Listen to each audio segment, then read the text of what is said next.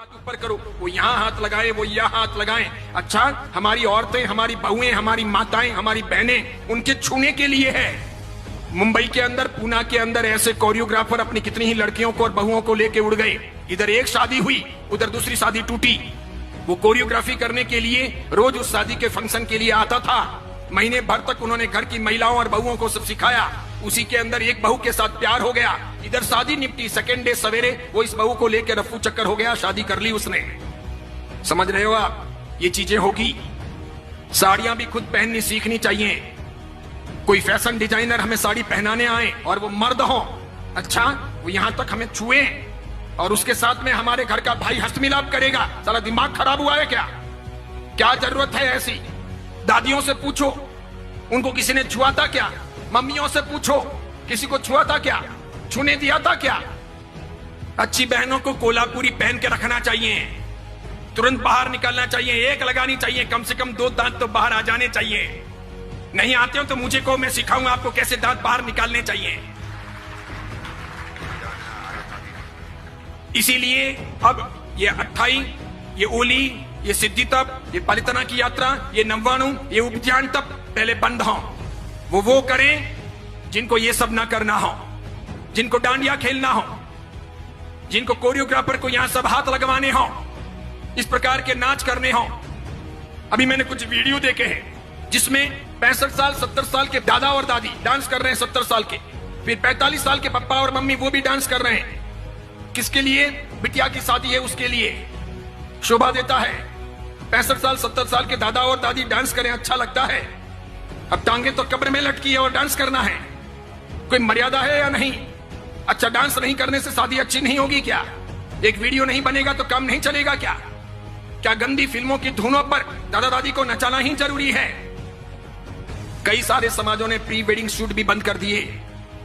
पुरोहित समाज ने पाली के उस घोषणा पत्र के अंदर यह भी किया कि हमारे समाज के अंदर दूसरों की देखा देखी कोई प्री वेडिंग शूट नहीं होगा, कोई आवश्यक नहीं है। वेडिंग के बाद यानी शादी के बाद आप आराम से घूमो, आपका काम करो, लेकिन ये शुभास्पद नहीं है। ये सब फिल्मों से, सीरियलों से आया है। क्या दिखाना है?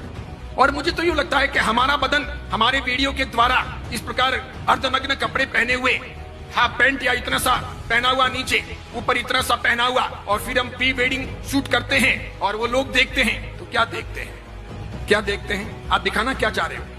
अच्छा, जो आपको दिखाना है वो आपके पति को दिखाना है कि दूसरों को दिखाना है? ये पति के लिए है कि दूसरों के लिए है?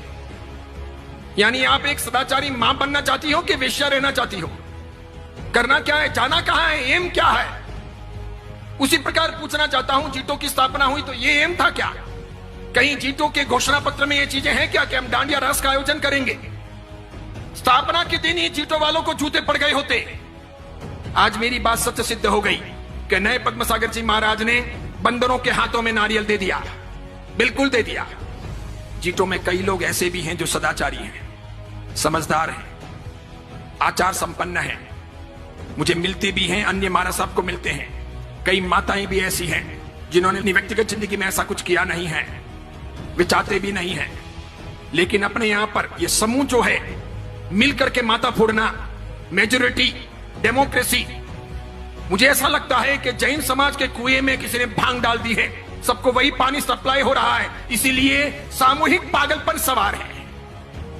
इस बीच में ऐसा कोई आदमी बोले तो उसकी बहुत कीमत नहीं, उसको लोग खारा समझते हैं, उसके प्रति लोग दुर्भाव रखते हैं, उसे पसंद नहीं करते। क्योंकि मुझे तो ये सब फर्क नहीं पड़ता, मैं किसी की रोटियों का मोहताज नहीं हूं, और मैं तो कफन पहन के निकला हुआ हूं पहले से ही, और मेरे कोई आगे रोने वाला नहीं, पीछे कोई धोने वाला नहीं। मैं इसकी फिक्र करता नहीं। मुझे कोई बहन बेटी की शादी करवानी नहीं है, मेरा कोई उपास्य नहीं, मेरा कोई मंदिर नहीं, मेरा कोई घर नहीं, मेरे कोई स्थान है नहीं, मैं कल कहां रहूंगा ये मुझे पता नहीं है, इसलिए मैं कोई परवाह करता नहीं कि मुझे किसी प्रकार की गुलामी करनी है, बिल्कुल नहीं, नेवर। मैं तो सत्व के आधार पर जीने वाला आदमी हूं। जितने केस होने दें, जितने दुश्मन सामने आए आने दें, जिस मुकाम पर मौत होगी होगी, एक बार होगी, 2 बार थोड़ी होती है मौत, एक बार होगी। और किसी के सर्टिफिकेट से मुझे कोई स्वर्ग या मोक्ष थोड़ी मिलेगा, तो क्या फर्क पड़ता है कोई मेरे बारे में क्या बोलता है, कुछ भी कहे। इसीलिए मेरी फिक्र मत कीजिए, मुझे चिंता है समाज की। भगवान महावीर का समाज चिंता रहा, वो पवित्र रहा, अच्छा रहा, तो साधु साध्वियों का और हमारे सब कामों का कोई वर्त रहेगा। अगर भगवान महावीर का समाज ही कमजोर पड़ गया तो मेरे एक के मजबूत होने से क्या होगा, मेरे एक के जिंदा रहने या लंबी उम्र पा लेने से भी क्या होगा। मैं व्यक्तिगत सफलताओं को समाज के सामने, धर्म के सामने महत्वपूर्ण नहीं मानता।